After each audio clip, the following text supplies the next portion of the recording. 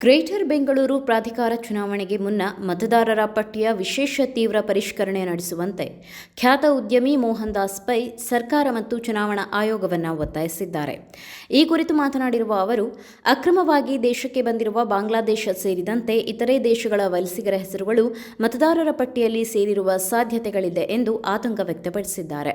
ಆದ್ದರಿಂದ ವಿಶೇಷ ತೀವ್ರ ಪರಿಷ್ಕರಣೆ ಅಥವಾ ಎಸ್ಐಆರ್ ಪ್ರಕ್ರಿಯೆ ಮೂಲಕ ಮತದಾರರ ಪಟ್ಟಿಯನ್ನು ಸಂಪೂರ್ಣ ಶುದ್ಧೀಕರಿಸುವ ಅಗತ್ಯವಿದೆ ಎಂದು ಹೇಳಿದ್ದಾರೆ.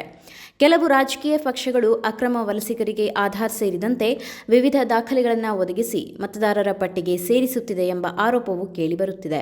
ಇಂತಹ ಪ್ರಕರಣಗಳನ್ನು ಗುರುತಿಸಿ ಸಂಬಂಧಪಟ್ಟವರ ವಿರುದ್ಧ ಕಾನೂನು ಕ್ರಮ ಕೈಗೊಳ್ಳಬೇಕು ಎಂದು ಅವರು ಆಗ್ರಹಿಸಿದ್ದಾರೆ. ಜೂನ್ ಅಥವಾ ಜುಲೈ ತಿಂಗಳೊಳಗೆ ವಿಶೇಷ ತೀವ್ರ ಪರಿಷ್ಕರಣೆ ಪ್ರಕ್ರಿಯೆಯನ್ನು ಪೂರ್ಣಗೊಳಿಸಿ ನಂತರ ಆಗಸ್ಟ್ನಲ್ಲಿ ಗ್ರೇಟರ್ ಬೆಂಗಳೂರು ಪ್ರಾಧಿಕಾರ ಚುನಾವಣೆ ನಡೆಸಬೇಕು ಎಂದು ಸಲಹೆ ನೀಡಿದರು. ಮತದಾರರ ಪಟ್ಟಿಯ ಪಾರದರ್ಶಕತೆ ಹಾಗೂ ವಿಶ್ವಾಸಾರ್ಹತೆ ಕಾಪಾಡಲು ಸರ್ಕಾರ ಮತ್ತು ಚುನಾವಣಾ ಆಯೋಗ ತುರ್ತು ಕ್ರಮ ಕೈಗೊಳ್ಳಬೇಕು ಎಂದು ಮೋಹನ್ ದಾಸ್ ಪೈ ಒತ್ತಾಯಿಸಿದ್ದಾರೆ.